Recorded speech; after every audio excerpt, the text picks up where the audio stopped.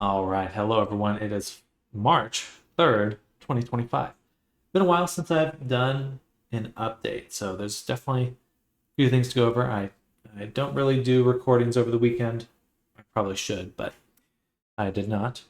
Um, anyway, here is Daro, or may look a little unfamiliar to you because we've been, again, just ironing out our character editing pipeline. So for all the characters that I've made, which is 4, Daro, Gilly, Julian, and Nora, those 4 are now all set up to have edits made of them. So I've made this chubby character, chubby version of Daro. I've also made a thin version of Daro here. And they all inherit changes to our main character here. So all of those versions are kind of linked to this main one. So you can see how I have this set as body source. You can see the mesh name, body source. The other blend files are looking at this one, and I can go ahead and make changes, updates, change the weighting and stuff. And when I go back to this one here, those changes would be inherited. It'd be a little slow to show on camera, but for example, the eyebrows were not attaching after I'd made all the changes to the face. So I went back, made sure the eyebrows were attached, and they moved with all the tweaks I've made. And those tweaks are going well. And basically we'll have one folder, which is the export ready version, Daro Thin, and then body source, again, it's right here. And it's linked to the other file, but it has all of our modifiers on right here. So you can see, for the example, the mouth, as I disable it, goes back to the original mouth. And I can kind of turn all of those things on and off. And when I'm ready to export, I just compile it down into the actual thin version. This one does not have any modifiers. We'll put an armature modifier on it in a little bit. I just did put an armature modifier on the other character.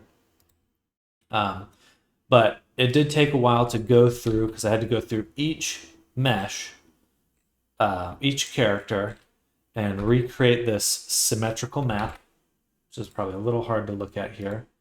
But you can see how this layout here is what I'm going to be doing for all of my characters moving forward, because it just gives me a standard way to work. Allows me to transfer things between characters a lot easier. Though it's not perfect, it'll be better moving forward, because right now I had to kind of go back and revise some of these older characters, but as we move forward, I should be moving all the changes along into newer characters, newer versions. But super exciting. I mean, I just really feel like I'm impressed with how much we can push the look of a character variant. You know, I was kind of expecting these characters to feel a little static, a little kind of set in stone. But with just a few sliders, a few tweaks and changes, they're ready to go, and they look quite good. And I did develop a script as well, or fleshed out, where it'll take this character. I might as well just show you.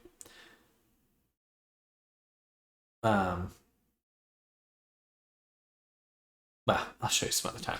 It takes a little bit of fine tuning. The odds are that it would break if I did it on camera right now, but it does work. Sometimes a little bit more manual, but it'll set up all the bones based on how I've edited the character, which is awesome. Saves me a ton of time. But yeah, I went through and Julian here. I also have gone ahead and set up our symmetrical map, as you can see. Make sure I'm selecting just the body. So that looks quite good. And all of the textures have been rebaked for the characters too, so it's very easy to do asymmetrical details, things of that nature. It just feels really a little more complete now. I'm very excited. Additionally, I've also gone ahead and started some work on a few things that I probably won't have time to really fully flesh out this week, or hopefully I'll get to them.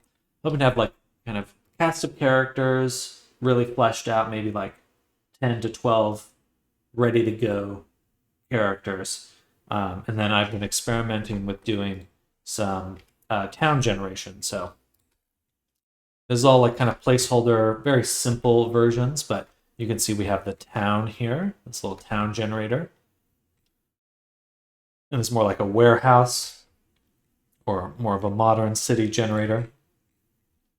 This is like a multiple floor generator. I even have a little tree generator now. So I'm really getting into doing geometry nodes because the more I think about it, the more work I do. It's like the moment you decide to do something manually, the moment you've committed to your time, your labor, just taking up a lot of time. So I've really enjoyed kind of learning these systems. So hopefully we'll have a lot of, my hope is maybe next week to have like a village generator. So I could take a village, change the seed, and out pops a little town that I could then go walk around in Unity. And yeah, but that's it for the updates for today. Let me go ahead and we'll just end it here, but just kind of recap. Character variation system is in a really good spot. And I'll probably have quite a few more variations of characters to show very soon. Yeah, and that should be about it. See you in the next video.